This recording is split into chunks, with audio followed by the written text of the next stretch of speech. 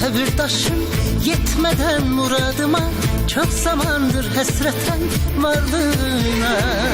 Allah'ım hiç bəxtim yok, üsyanım ayrılığa, məhkum ettin kalbimi yalnızlığa. Ah, gözlemek çetin, sen mi vicdansız, gel benden soruş. İstəyirsən vur vur vur, gel kalbime vur vur vur. El verirse gururun bir kez daha vur. Bu akşam dertlerimi evde bıraktım, ölümüne sarhoş oldum, elimde değil. Seni kucakladığım yerde bıraktım, ağzınla kuş tutsan içime değil. Bu akşam dertlerimi evde bıraktım, ölümüne sarhoş oldum, elimde değil. Seni kucakladığım yerde bıraktım, ağzınla kuş tutsan içime değil.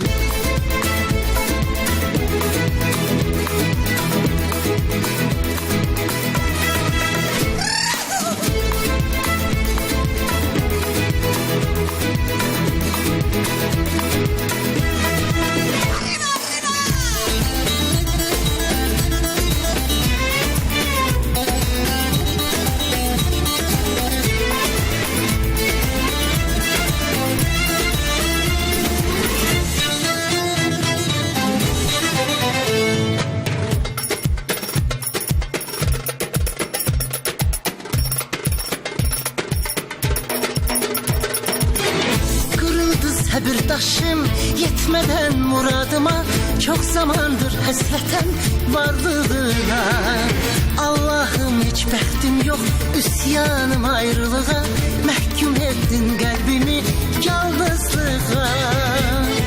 Ah, gözlemek çetin, sen mi vicdansız, gel benden soruş. İstəyirsən vur vur vur, gel kalbime vur vur. El verirse gururun bir kez daha vur. Bu akşam dertlerimi evde bıraktım, ölümüne sarhoş oldum, elimde değil.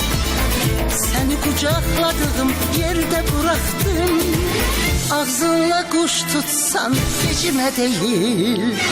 Bu akşam dertlerimi evde bıraktım, ölümüne sarhoş oldum, elimde değil.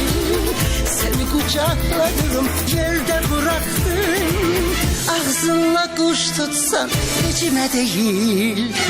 Bu akşam dertlerimi evde bıraktım, ölümüne sarhoş oldum, elimde değil. Seni kucakladığım yerde bıraktım, ağzınla kuş tutsan içime değil. Bu akşam dertlerimi evde bıraktım, ölümüne sarhoş oldum, elimde değil. Seni kucakladığım yerde bıraktım, ağzınla kuş tutsan